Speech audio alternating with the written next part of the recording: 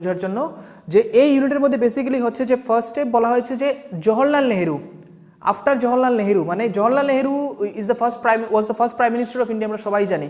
জওহরলাল নেহেরু মারা যাওয়ার পর ভারতবর্ষের যিনি প্রধানমন্ত্রী হলেন লাল বাহাদুর শাস্ত্রী, 1964-এর মধ্যে জওহরলাল নেহেরুর উনি মারা যান এবং 1964-এ জওহরলাল নেহেরু মারা যাওয়ার পর ভারতের সেকেন্ড প্রাইম মিনিস্টার হিসেবে যিনি আসেন উনি হলেন আমাদের লাল বাহাদুর শাস্ত্রী, এবং লাল বাহাদুর শাস্ত্রী মাত্র 2 বছর প্রধানমন্ত্রী ছিলেন।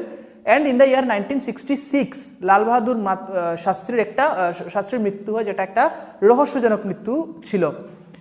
ঠিক তার পরবর্তীতে নেহেরুর পর শাস্ত্রী এসেছিলেন, মানে প্রাইম মিনিস্টার হয়েছিলেন, কিন্তু শাস্ত্রীর পর কে প্রাইম মিনিস্টার হবেন সেটা নিয়ে কংগ্রেসের মধ্যে একটা লড়াই ছিল, কংগ্রেস পার্টির মধ্যে একটা লড়াই ছিল। অনেকে ইন্দিরা গান্ধী প্রধানমন্ত্রী হবেন সেটা চাইছিলেন, আবার ইন্দিরা গান্ধীর বিপক্ষেও সেই সময় কংগ্রেসেরই একটা প্রমিনেন্ট লিডারদের একটা লবি বা একটা গ্রুপ ছিল যারা চাইছিল না যে ইন্দিরা গান্ধী প্রধানমন্ত্রী হবেন। তো এই যে দুটো গ্রুপের মধ্যে যে লড়াই, সেই দুটো গ্রুপের মধ্যে লড়াইয়ের ফলে কংগ্রেসের মধ্যে সেই সময় পলিটিক্যাল সাকসেশন মানে নেহেরুর উত্তরাধিকারী বা নেহেরুর সাকসেসর কে হবে, সেই লিগেসি নেহেরু শাস্ত্রীর পর কে আসবেন, সেই পলিটিক্যাল সাকসেশনটা নিয়েই প্রথমে প্রবলেমটা ছিল। যাই হোক, একদম শেষ পর্যায়ে এসে কি হলো, ইন্দিরা গান্ধী কি হলেন, ইন্দিরা গান্ধী প্রধানমন্ত্রী হিসাবে কংগ্রেস দল ওনাকে মনোনীত করলো এবং লাল বাহাদুর শাস্ত্রী মারা যাওয়ার পর ইন্দিরা গান্ধী সরকারের প্রধান হিসাবে শপথ নিলেন।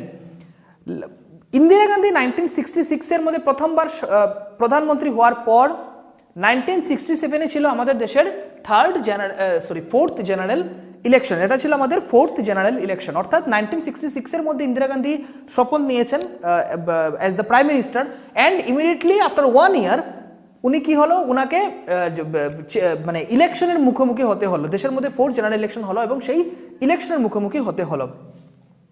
আজকে আমরা মেইনলি ফার্স্ট ডিসকাশন আমাদের যেটা থাকবে সেটা হচ্ছে 1967 ইলেকশনের মধ্যে যে রেজাল্টটা ছিল সেই 1967 ইলেকশনের রেজাল্টটা নিয়ে। এখানে যদি আমরা দেখি, আমি এখানে পয়েন্ট ওয়াইজ করে রেখেছি, আমরা যদি দেখি ফার্স্ট যেটা পয়েন্ট আছে যে 1967 যে ইলেকশনটা হয়েছিল সেই ইলেকশনের কি রেজাল্ট ছিল, কংগ্রেসের জন্য সেই রেজাল্টটা কতটুকু মানে পজিটিভ ছিল না নেগেটিভ ছিল।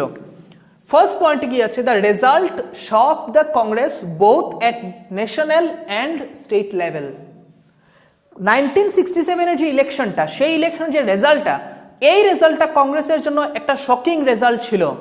কংগ্রেস ন্যাশনাল লেভেল এবং স্টেট লেভেলের মধ্যে কংগ্রেস অনেক সিটের মধ্যে কংগ্রেস পরাজিত হয়ে গেল। কংগ্রেস দল 1967-এর আগে পর্যন্ত, right from independence up to 1967, Congress Indian পলিটিক্সের মধ্যে একমাত্র মেজর প্লেয়ার ছিল, বা ইন্ডিয়ান পলিটিক্সের মধ্যে কংগ্রেসের মনোপলি চলছিল। প্রত্যেকটা জায়গার মধ্যে কংগ্রেস দলের যারা রিপ্রেজেন্টেটিভ ছিলেন অলমোস্ট ওনারাই জয়যুক্ত হয়েছিলেন। কিন্তু for the first time in 1967 আমরা কি দেখলাম, যে কংগ্রেস দল ন্যাশনাল লেভেলে অ্যান্ড অলসো অন্যান্য স্টেটের যে ইলেকশনগুলো ছিল, অ্যাসেম্বলি ইলেকশনগুলো ছিল, সেই ইলেকশনের মধ্যে কি হলো, কংগ্রেস দল কাছে সেই রেজাল্টটা অনেকটা শকিং ছিল। তো ফার্স্ট পয়েন্টটা কি, the result shocked the Congress both at national and state level. Number 2, the Congress did manage to get a majority in the Lok Sabha but with the lowest number of seats. 1967 ইলেকশনের মধ্যে কংগ্রেস লোকসভার মধ্যে majority পেয়েছিল, কংগ্রেস সেন্ট্রালের মধ্যে government form করেছিল, কংগ্রেস লোকসভার মধ্যে majority পেয়েছিল, কিন্তু নাম্বার অফ সিটস, যে নাম্বার অফ সিটস কংগ্রেস সেই 1967 ইলেকশনের মধ্যে পেয়েছিল সেটা ছিল অনেকাংশে কম। 1967 যদি বলে দেই, কংগ্রেস পেয়েছিল 283, টোটাল সিটস কংগ্রেস পেয়েছিল 283, টোটাল নাম্বার অফ সিটস যে সিটের মধ্যে কংগ্রেস লোকসভার মধ্যে জয়ী হয়েছিল সেটা ছিল 283 সিটসের মধ্যে কংগ্রেস জয়ী হয়েছিল, যেটা ছিল কংগ্রেসের কাছে সব থেকে বেশি লোয়েস্ট। অর্থাৎ first general election, second general election, third general election, এই তিনটা ইলেকশনের সাথে যদি আমরা ফোর্থ জেনারেল ইলেকশনকে যদি আমরা কম্পেয়ার করি, তাহলে আমরা দেখতে পারবো কি, যে বাকি যে প্রথমের যে তিনটা জেনারেল ইলেকশন ছিল তার মধ্যে কংগ্রেস যে পরিমাণ সিটস পেয়েছিল লোকসভার মধ্যে, 1967 ইলেকশনের মধ্যে সেই নাম্বার অফ সিটস কংগ্রেস অনেকটা কম পেয়েছে এবং অনলি 283 সিটসের মধ্যে কংগ্রেস জয়ী হয়েছে। তো সেকেন্ড পয়েন্টের মধ্যে কি বলা হচ্ছে, the Congress did manage to get majority in the Lok Sabha but with the lowest number of seats, সব থেকে কম নাম্বার অফ সিটস নিয়েই কংগ্রেস জয়ী হলো। Point number 3, Congress lost power in 7 states and in 2 other states it could not form the government due to defection. Congress 7টা রাজ্যের মধ্যে, ভারতের 7টা রাজ্যের নির্বাচনের মধ্যে মানে স্টেট অ্যাসেম্বলির যে ইলেকশন, সেই ইলেকশনের মধ্যে কংগ্রেস পরাজিত হলো। 7টা স্টেটের মধ্যে কংগ্রেস পরাজিত হলো, অর্থাৎ কংগ্রেস সরকার ফর্ম করতে পারলো না। 7টা স্টেটের মধ্যে, ইন্ডিয়ার 7টা স্টেটের মধ্যে কংগ্রেস গভর্নমেন্ট ফর্ম করতে পারলো না, নির্বাচনে পরাজিত হলো। And in 2 other states it could not form the government due to defection. আরও 2টা রাজ্যের মধ্যে কংগ্রেস ডিফেকশনের জন্য, দলীয় অন্তর্কুন্দলের জন্য, তাদের দলের মধ্যে ডিফেকশনের জন্য, ডিফেকশনের পয়েন্টটা আমি পরে ইন ডিটেল ডিসকাশন করব। ডিফেকশনের জন্য কংগ্রেস কি করলো, গভর্নমেন্ট ফর্ম করতে পারলো না। তাই এই যে 7 আর 2, 7 and 2 ইকুয়াল টু 9, অর্থাৎ 1967 ইলেকশনের পর টোটাল ইন 9 স্টেটস আমাদের দেশের 9টা রাজ্যের মধ্যে কংগ্রেস সরকার ফর্ম করতে পারেনি। কংগ্রেস সরকার গঠন করতে ব্যর্থ হলো কোথায়, আমাদের দেশের 9টা রাজ্যে। জাস্ট ইমাজিন, ইন্ডিপেন্ডেন্সের পর থেকে যে কংগ্রেসের মনোপলি চলছিল ইন্ডিয়ান পলিটিক্সের মধ্যে, সেই কংগ্রেস এই 1967 ইলেকশনের মধ্যে এক ধাক্কায় আমাদের দেশের 9টা স্টেটের মধ্যে গভর্নমেন্ট ফর্ম করতে পারেনি। এটা হচ্ছে 1967 ইলেকশনের সব থেকে বড় একটা কংগ্রেসের জন্য যে একটা শকিং নিউজ, সেটা হচ্ছে 9টা স্টেটের মধ্যে Congress fail to form the government. Number 4, this election marked the beginning of the coalition politics in India. 1967 election থেকে কি হলো, 1967 ইলেকশন থেকে আমাদের দেশের মধ্যে কোয়ালিশন পলিটিক্সের শুরুয়াতটা হলো। অর্থাৎ কোয়ালিশন পলিটিক্স আমাদের দেশের মধ্যে 1967 আগে পর্যন্ত কোয়ালিশন পলিটিক্সটা আমাদের দেশের মধ্যে সেইভাবে ছিল না, কিন্তু from 1967 election, or we can say with the result of 1967 election marked the beginning of the coalition politics. 1967 ইলেকশনের যে রেজাল্ট, সেই রেজাল্ট থেকে আমাদের দেশের মধ্যে কি হলো, কোয়ালিশন পলিটিক্সের শুরুয়াতটা 1967 ইলেকশন থেকে হয়ে গেল, সেই রেজাল্ট থেকে হয়ে গেল। And number 5, the election result described as political earthquake for Congress. 1967 এর যে ইলেকশনটা ছিল, সেই ইলেকশনটাকে কি বলা হলো, এটাকে বলা হলো পলিটিক্যাল আর্থকুয়েক, রাজনৈতিকভাবে ভূমিকম্প।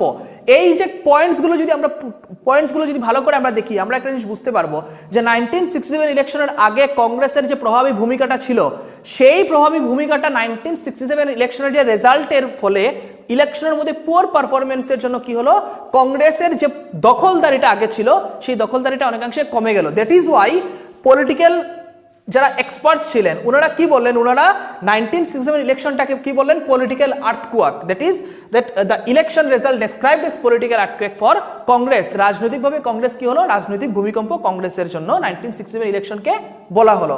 এই হচ্ছে আমাদের 1967 ইলেকশনের কি মূল রেজাল্টগুলো ছিল, সেটা হচ্ছে আমাদের এই রেজাল্টগুলো। নেক্সট আমরা দুটো ব্যাপার নিয়ে একটু ডিসকাস করছি।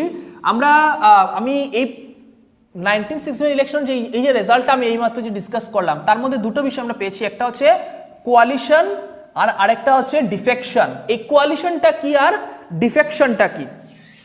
ফার্স্ট হচ্ছে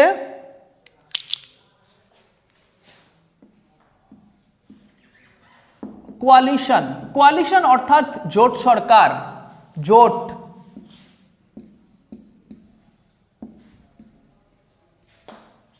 কোয়ালিশন গভর্নমেন্ট যেটাকে আমরা বলি জোট সরকার, কোয়ালিশন গভর্নমেন্ট, ইট ইজ জোট সরকার। অর্থাৎ জোট সরকার মানে কি, মানে যে মানে এক দলের অধিক দল, 2 বা ততোধিক দল মিলে একটা জোট বানিয়ে যখন সরকার গঠন করে, সেটাকে আমরা বলি জোট সরকার।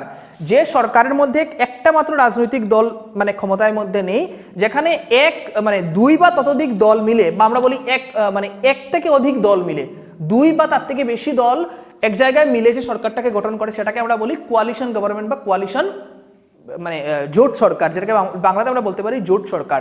আমি একটু আগে যে কথাটা বললাম যে 1967 যে ইলেকশনটা আমাদের ছিল, সেই 1967 ইলেকশন থেকে কি হলো, আমাদের দেশের মধ্যে জোট সরকারের রাজনীতিটা শুরু হলো।